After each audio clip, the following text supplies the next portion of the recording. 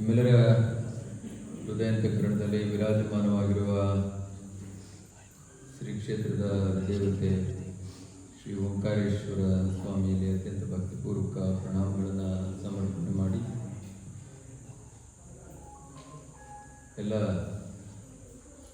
ಗುರುಗಳ ಸನ್ನಿಧಿಯಲ್ಲಿ ಅತ್ಯಂತ ಭಕ್ತಿಪೂರ್ವಕ ಪ್ರಣಾಮಗಳನ್ನು ಸಮರ್ಪಣೆ ಮಾಡಿ, ಎಲ್ಲ ಆಸ್ತಿಕ ಸದ್ಭಕ್ತಮಾಶಯ ರೇಷತೆಯ ತಾಯಂದಿರೆ, ಇದು ಬಹಳ ವಿಶೇಷವಾದ ದಿನ. ನ ಗುರೋರಧಿಕಂ ತಪಃ, ಗುರುವಿಗಿನ್ನ ಅಧಿಕವಾದದ್ದು ಯಾವುದೂ ಇಲ್ಲ. ಹಾಗಾದರೆ ಗುರು ಯಾರು? ಗುರು ಯಾರಿಗೆ ಯಾರು ಬೇಕಾದರೂ ಆಗ್ಬೋದು. ಪರಿಸ್ಥಿತಿಗಳೇ ಗುರು ಆಗ್ಬೋದು, ತನ್ನ ಅಂತರಾತ್ಮ ತನಗೆ ಗುರು ಆಗ್ಬೋದು,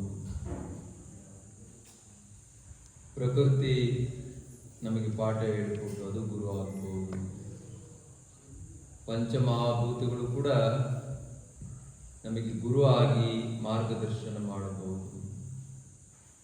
ಹಾಗಾಗಿ ಗುರುವಿನ ಕಲ್ಪನೆ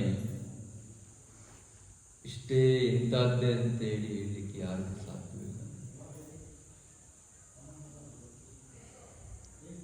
ನಾವು ನೋಡುವಂಥ ದೃಷ್ಟಿಯ ಆಧಾರದ ಮೇಲೆ ನಮಗೆ ನಮ್ಮ ಗುರು ನಿರ್ಧಾರ ಆಗ್ತಾನೆ. ಹಾಗಾಗಿ ನಾವು ಯಾವಾಗಲೂ ಕೂಡ ಗುರುವಿನ ಕೃಪೆಗೆ ಕಾತರರಾಗಿರಬೇಕು.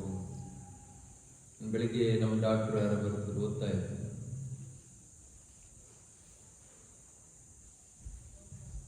ಹರಿದ್ವಾರದಿಂದ ಋಷಿಕೇಶಕ್ಕೆ ಒಂದು ಇರುವೆ ನಡ್ಕೊಂಡು ಹೋಗ್ಬೇಕು ಹಾಗೆ ಅಂತ ಹೇಳಿದ್ರೆ ಅದಕ್ಕೊಂದು 4-5 ಜನ್ಮ ಬೇಕು. ಆದರೆ ಹರಿದ್ವಾರದಿಂದ ಋಷಿಕೇಶಕ್ಕೆ ಹೊರಟಂತ ಭಕ್ತರ ಬಟ್ಟೆ ಮೇಲೆ ಒಂದು ಇರುವೆ ಕುತ್ಕೊಂಡು ಬಿಟ್ರೆ ಒಂದು 3-4 ಗಂಟೆಗೆ ಹೋಗ್ಬಿಡ್ಬೋದು. ಇದು ಗುರುವಿನ ಕೆಲಸ.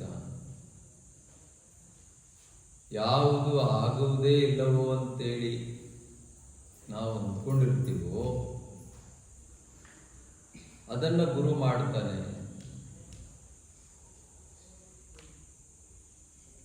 ಗುರುವಿನ ಪಾತ್ರ ಏನು ನಮ್ಮ ಜೀವನದಲ್ಲಿ? ನನ್ನ ಮನೆ ರಾಜ್ಯದ ಬಹಳ ದೊಡ್ಡ ವ್ಯಕ್ತಿಗೆ ಹೇಳ್ತಾರೆ, ಅರಮುನಿದರು ಗುರು ಕಾಯುವ. ನಿಮ್ಮ ಹಣೆಯಲ್ಲಿ ಏನು ಬರದೇ ಇರುವೋ ಆ ಯೋಗಗಳನ್ನೆಲ್ಲ ಗುರು ಕೊಡ್ಲಿಕ್ಕೆ ಸಾಧ್ಯ ಇದೆ. ಆ ಗುರು ನಿಜವಾದವನಾಗಬೇಕು, ನಿಜ ಗುರು ಆಗಬೇಕು. ಅವನನ್ನು ಯಾರು ನಂಬಿರ್ತಾನೆ ಭಕ್ತ, ಅವನು ನಿಜ ಭಕ್ತ ಆಗಬೇಕು. ಭಗವಂತ ಎಲ್ಲೆಲ್ಲೂ